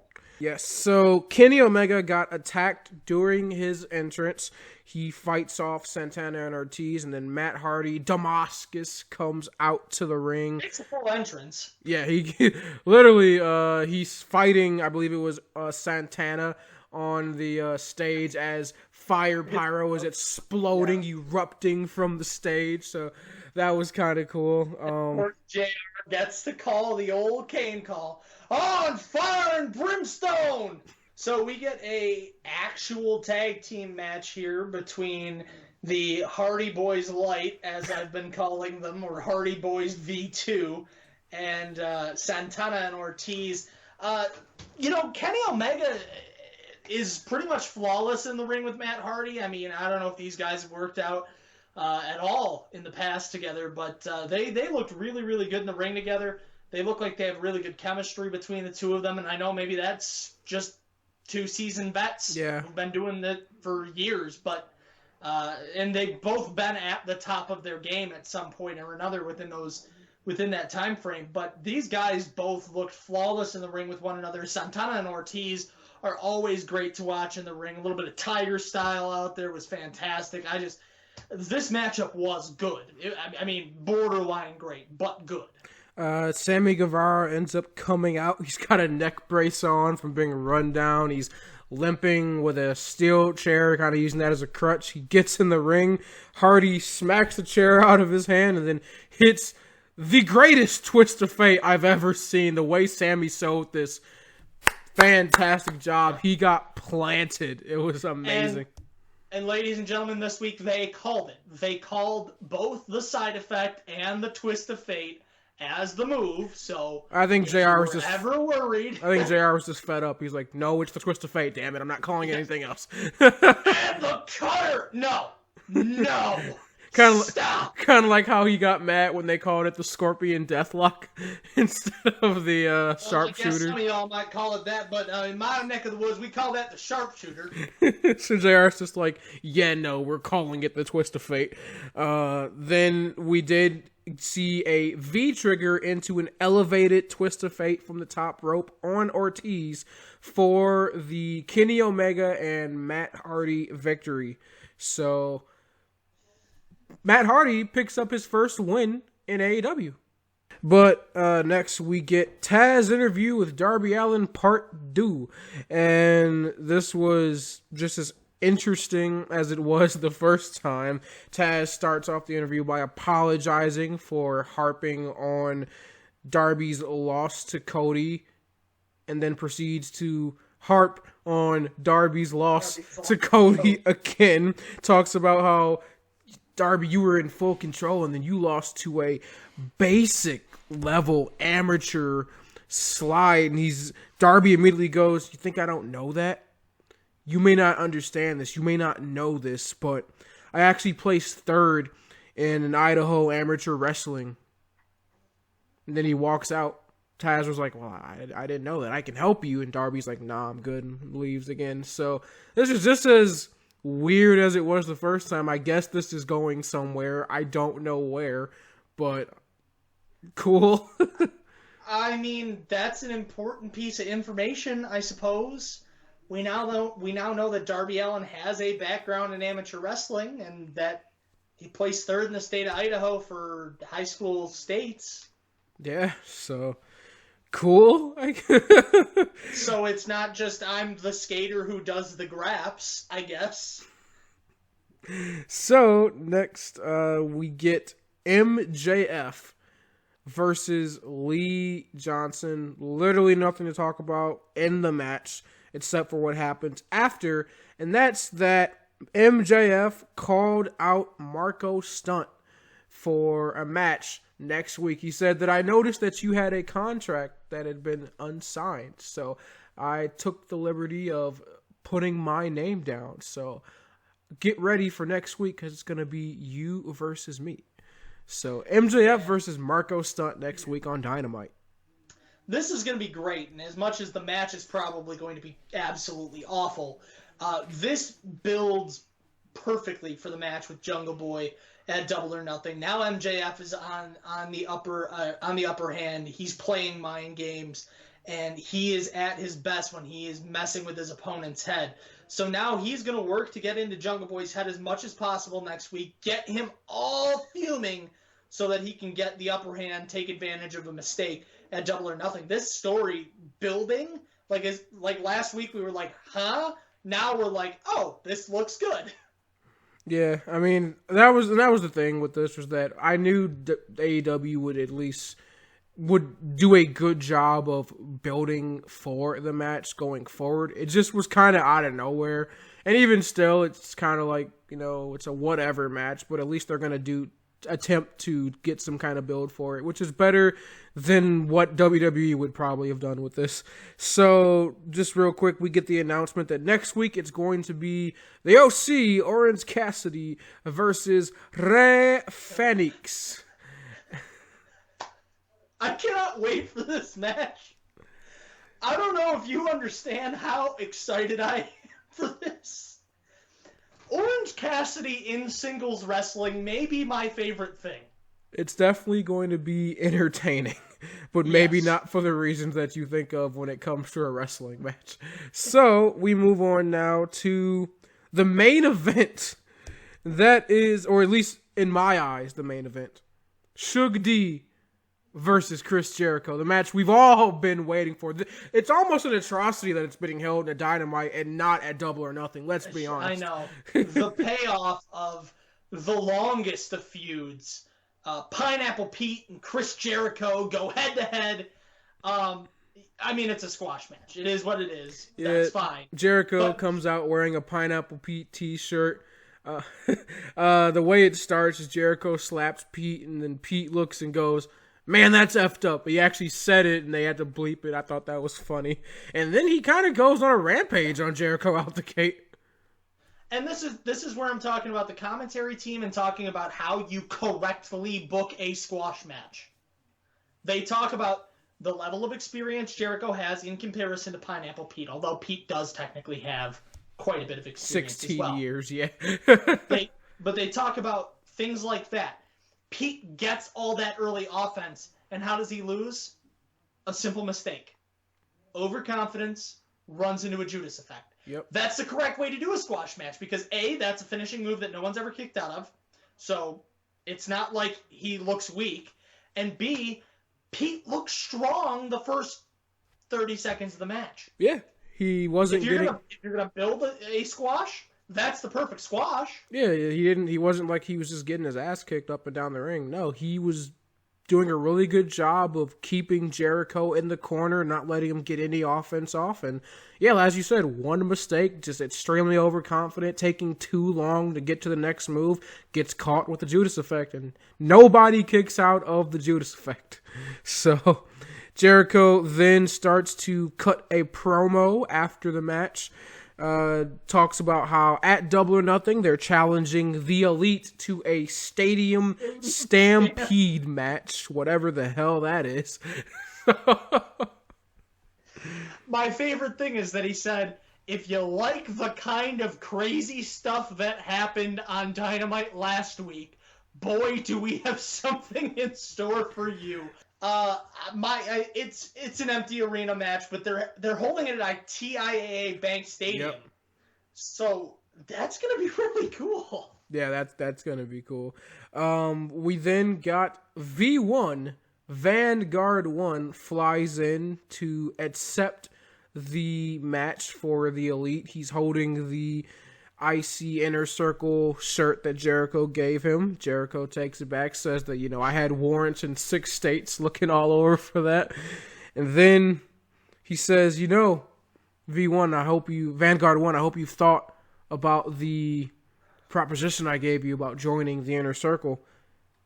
Frankly, it doesn't actually matter if you've thought about it because we've got a 6th member of the Inner Circle. His name's Floyd. Of course, he's talking about the bat that says Inner Circle on it. And he says, we're going to show you just why Floyd is the newest member of the Inner Circle. And then, with a single stroke from Floyd, Vanguard 1 is no more. Moment of silence for the best drone in the world. Yeah, the Inner Circle destroyed the drone. They all took turns beating it with the bat, stomping on it. They even gave it the old Inner Circle salute there at the end. So, of course, Matt Hardy comes out after, completely distraught, holding the destroyed, crippled drone in his arms. Emotion all over his face.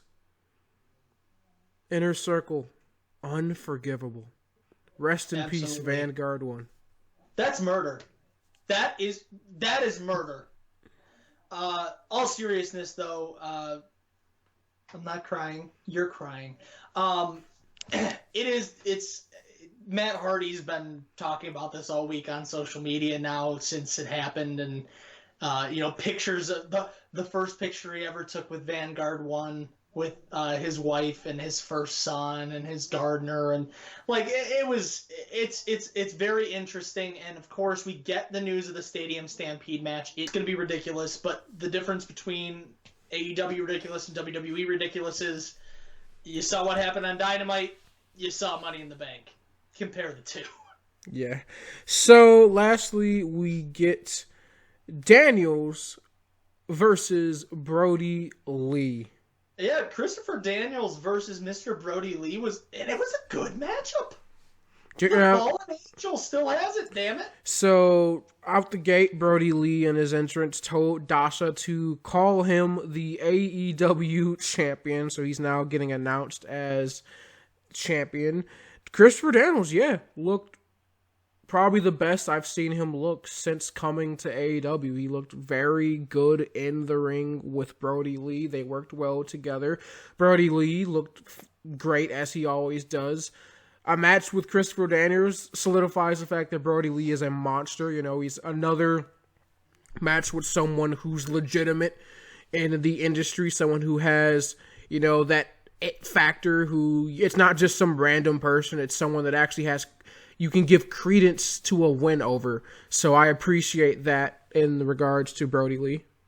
And the important thing here is that Christopher Daniels doesn't particularly suffer anything from this loss. Christopher Daniels, you took on a much larger, much younger competitor. You don't suffer anything from that loss, so that's important to note as well. It's not like they fed him Scorpio Sky. Yeah, exactly.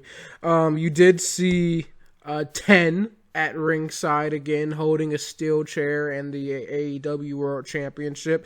And actually, at one point, he gets attacked by Kazarian and Scorpio Sky as he was trying to interfere in the match. We then saw Brody Lee grab the steel chair that 10 had and swing and a miss on Daniels. Daniels retorts. He does not miss, connecting flush with Mr. Brody Lee. Then Dark Order proceeds to storm the ring, but Colt Cabana is there to help SCU fight off the Dark Order. We then get an Angel's Wing from Christopher Daniels, but Brody Lee kicks out at 1. We then got the BME, the best moonsault ever, one of my favorite moves, by the way. But that only resulted in a 2 count. And again, the commentary team showing the difference in AEW's commentary team versus your standard WWE team. Again, doing a fantastic job of telling the story here. BME normally puts people away, and they said it probably would have put Brody Lee away, but Daniels normally hits it when his opponent's laying prone on the mat. Brody Lee was standing. That's probably the only thing that saved him from losing that match. Yeah. So, again, that's great storytelling there. Well, and that's the thing. We've talked about this for a while, and I don't know if maybe this is something to do with Vince McMahon. I'm sure it probably does. But the whole scripted commentary team from WWE, it just doesn't feel like they're genuinely calling the action anymore. No, it feels like they're trying to just tell you a narrative and then discuss said narrative as the match is happening instead of talking about what's happening in the ring.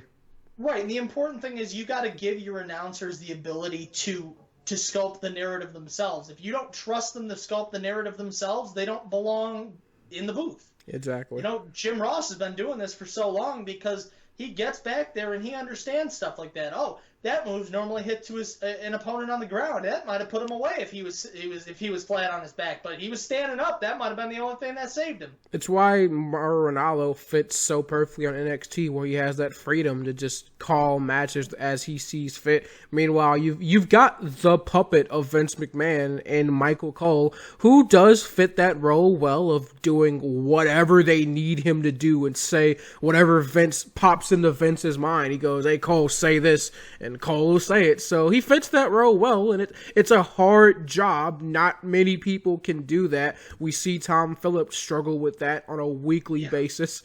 Even Vic Joseph had, a hard time acclimating to the Monday Night Raw climate, which is probably the reason he ultimately got replaced with Tom Phillips. So it's not an easy job to have so many voices in your ear at the same time, telling you different things, changing your opinion, But yeah, the AEW commentary team did a fantastic job tonight showing why they are one of the best commentary teams in professional wrestling today. Of course, Mr. Brody Lee does pick up the victory with a big discus lariat. And then after Jon Moxley comes storming out to the ring, lays out a couple masked minions, and then Brody Lee actually feeds Jon Moxley another member of the Dark Order before heading to the back.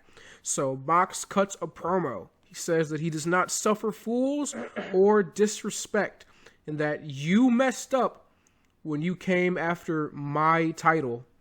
You're going to pay for what you did to me with interest. So Mox obviously not happy at all. As we all predicted, Mox was going to be on a rampage tonight. I kind of wanted more, though, from an angry Moxley. The fact that we didn't see him until the end of the show, I mean, obviously they showed the beginning when he first arrived, but I wanted more. I wanted to see Moxley coming out, destroying stuff, beating the hell out of the Dark Order way more. Even, I know they want to save him getting his hands on Brody Lee. I'm okay with that. But I wanted to see him just go on an absolute rampage. I mean, that's your championship. I think we're going to get a lot more of that next week would be my guess, because they're probably going to do one of those like weigh-in type situations where they get their guys and they do the "we're a legitimate fighting company," which is awesome. I make fun, but that is really cool that they try to do that. So we'll probably get some more shenanigans there. I think line of the night goes to Moxley, though. The very last thing he says, Mr. Brody Lee, I think you'll find that when the dust settles, your AEW career was over before it even started. Yikes. So, a fantastic night of wrestling from All Elite Wrestling. NXT was confusing, but it existed. So match of the night for you for All Elite Wrestling. So my match of the night is going to be the Shug D versus No, I'm kidding. No, it's going to be the Matt Hardy and Kenny Omega versus the Inner Circle match. I thought that match was great. No one does tag team wrestling like AEW. It's one of the best tag divisions in the world, if not the best tag division currently going right now. So I got to give it to them for that. Mine is going to be the Best Friends and the Jurassic Express. I thought that match was absolutely fluid. I can't wait for Orange Cassidy's match next week. Your MVP tonight. My MVP, one Jake the Snake Roberts. My goodness, man. You are just such an evil guy, and I love it. I feel like I was robbed because I didn't get to see Jake the Snake as the top heel in WWE. Seriously, though. In my life. But all seriousness, I mean, my brain tells me things like Cody or Jake or Archer, literally anybody from that opening segment, Pineapple Pete, but the heart wants what the heart wants.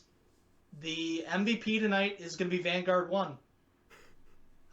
Rest in peace to our loyal friend. You answered the call of duty. You answered the bell. You ran into the line of fire to deliver an answer for the Elite. And you suffered it with your life. To our loyal friend, Vanguard 1, our hearts go out. MVP, man. MVP. V1. With that being said, I think it's pretty obvious that the show of the night is Dynamite tonight. NXT, while put on a very mediocre show. Not bad, but just mediocre. Again, things are confusing. It's getting better. They're improving every week in terms of putting on storylines that are continuing on down the future, building feuds. We still, though, don't know what's happening with the World Championship scene in the men's division.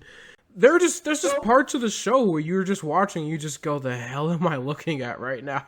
Like that again, that Johnny Candace promo. I'm just the whole time I'm just going, I don't want to be watching this right now. I'd rather be doing literally anything else than watching this promo back. Yeah. Aside from that, the Wrevolution Pro Wrestling Podcast, as always, is available only currently on YouTube.